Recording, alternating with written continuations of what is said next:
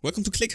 This movie is a psychological trap designed by the universe to make you feel like garbage. It starts like a standard Adam Sandler comedy where he's probably going to get hit in the groin with a golf ball, but it ends like a bleak PSA warning you not to accidentally delete your own soul. Mike is an architect, which in Hollywood terms means he wears button-down shirts and spends 90% of his time looking at paper while sighing. His entire personality is built on being tired and overworked. He's that guy who loudly reminds everyone how busy he is as a substitute for having actual character traits. We get it, Mike, you have a job, join the club.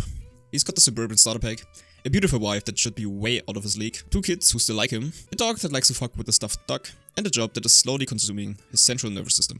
Despite having a life that most people would kill for, Michael acts like the universe is personally bullying him, because he has to use 3 different remotes to turn on his TV. The struggle is real, I guess. Michael is obsessed with work, but let's be clear, he isn't a visionary. He's just a guy who thinks that if he suffers enough, his boss, Mr. Ammer, will finally give him a seat at the big table. Mr. Ammer is played by David Hasselhoff, who is the physical embodiment of corporate gaslighting and chest hair. He dangles a partnership in front of Michael like a carrot on a stick, and Michael is a very hungry donkey.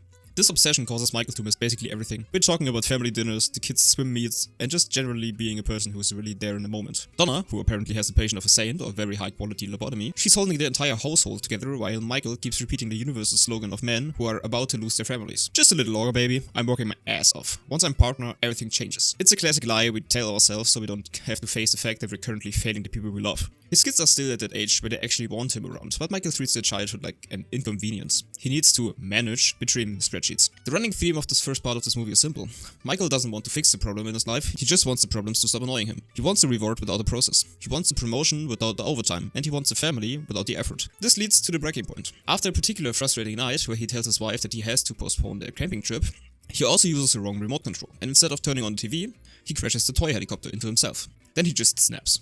He does what every middle-class, stressed-out adult in 2006 did when they felt their life was spiraling out of their control. He goes to Bed Bath & Beyond at midnight. Because nothing says mental health crisis like shopping for towels and remote controls in the dark. He isn't there for scented candles or high-thread count sheets. He's there because he wants one remote to rule them all. On his way to Beyond, whatever that means, he takes a quick stop to lay in his lazy ass on one of the many beds they have in there. And I don't know this movie at all, but I'm predicting that at the end of the movie, he's going to wake up exactly there. Like everything was just a dream. That just feels right. You're going to have to like and subscribe if that's true, man. Anyway, after he gets up, he wanders into a section of the store called Beyond, which is locked behind a door that is already very suspicious. It looks like a set of a movie that couldn't decide if it wanted to be a fantasy or a warehouse sale. This is where he meets Morty. Morty is played by this guy, so you already know the vibe is immediately unsettling weird. He's strange, he's dismissive, and he looks like he's been living in that back room since the invention of the light bulb. After that, they go to a section called Way Beyond, which is strange as fuck, man. But Mike is not asking questions and some random dude at the end of a long hallway is taking him into an even darker back room. He seems to be a nice guy. Morty hands Michael a new, sleek, lowering remote for free. He doesn't ask for a credit card, he just says it's non-returnable and sends Michael on his way. Red flag, Michael. Huge red flag. Michael gets home.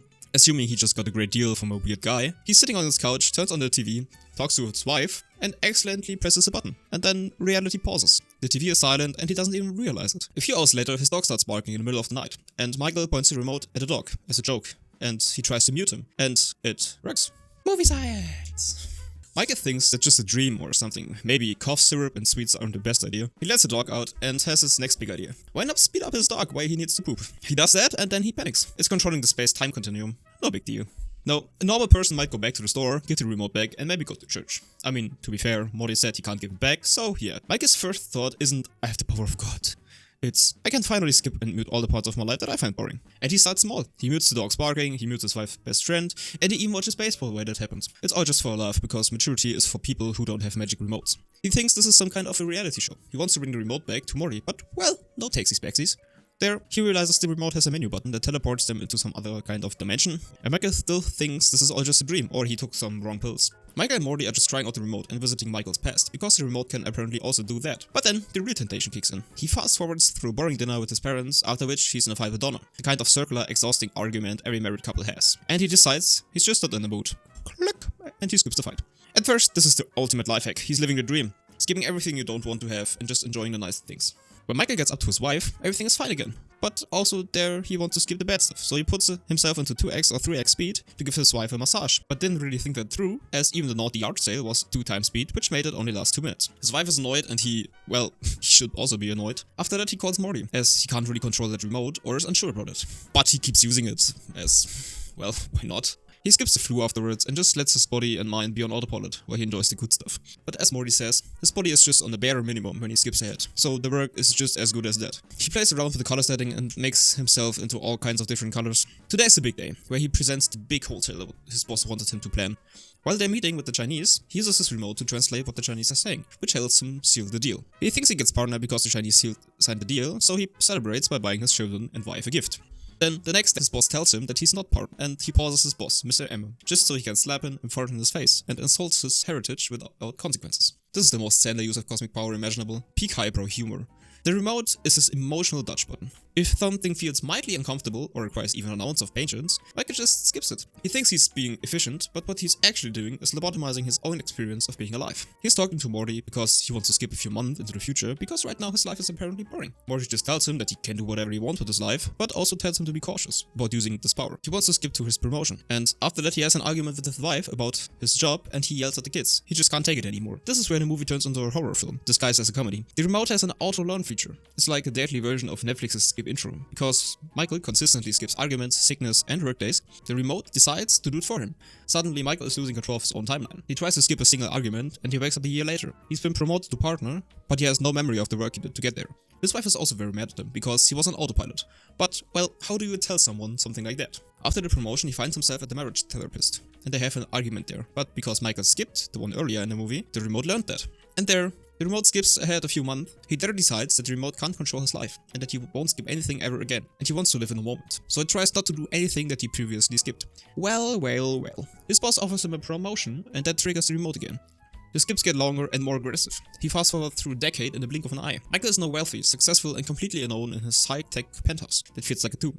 He wakes up and he's very fat, and his kids are teenagers who listen to loud music and treat him like a ghost, which is fair considering he's basically one. The most heartbreaking realization hits when he finds out that Donna has left him. She didn't leave him because of one big fight, she left him because he wasn't there. He skipped all the small moments that make marriage work, and eventually the marriage just evaporated. She is now married to Bill, the son's old swim coach, a man who actually shows up and doesn't have a glowing plastic box for a brain. Before the remote could skip him forward, he pauses time to write a letter to Donna, but that doesn't work, as when he unfreezes the time, he falls and hits a set. The remote pushes him further. He wakes up as an old man in a hospital bed. He's no longer morbidly obese, he had cancer, and only because he failed, the doctors noticed it. But the remote skipped his whole sickness because, well, he did earlier.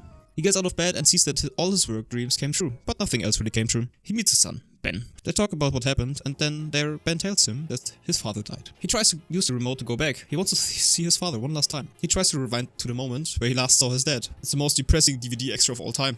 He watches a memory of himself being a jerk to his father right before he died, and Michael realizes that he can't apologize. He can't fix it. He's just a guy watching a movie of his own failures. Morty there finally reveals himself as the Angel of Death, and Michael wants revenge for taking his dad.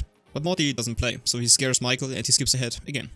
Now he wakes up at his son's wedding, not even knowing who the bride is. Well, nothing really happened there, but he gets a heart attack right there. And then, again, he wakes up in a hospital bed, even older. His heart is failing and his life is a montage he's no longer staring in. He sees his son, Ben, following in his footsteps, cancelling his own honeymoon to work on a big project. This is Michael's final breaking point. He realizes he's passed on the work first virus to his son. He rips the virus off his chest, walks out of the hospital bed and runs into the pouring rain and falls down like a dying slug. This scene is genuinely uncomfortable to watch. An old, dying man crawling across the pavement in a hospital gown, screaming for his family.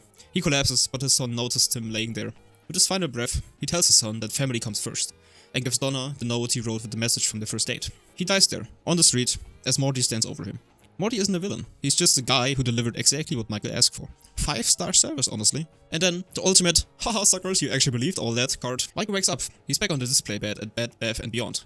He's young again. His heart is beating. He has a second chance. The movie decides that since you've suffered enough, it will give you the happy ending. He runs home, wakes his kids, hugs his wife, like he hasn't seen her in 20 years, because for him, he hasn't, and promises his father he will come over for dinner. He finds the remote on the kitchen counter with a note from Morty saying good luck, and this time, Michael throws it in the trash. He chooses the boring parts. He chooses the arguments, he chooses to actually exist. And that's Click, a movie that tricks you into the theaters with the promise of Adam Sandler, doing funny voices, and then hits you with the 2,000-pound weight of existential dread. It asks the one question we're all afraid of. What if you're so busy trying to get through life that you forgot to actually live it? Deep stuff for a movie that features a man farting on David Hasselhoff. Next up, Fu Panda, a movie where a noodle-loving panda becomes the chosen warrior and somehow outperforms actually trained professionals. Yay! Well, yeah, that wraps up that awfully long movie. Hope you enjoyed and let me know what movie you want to see in the future.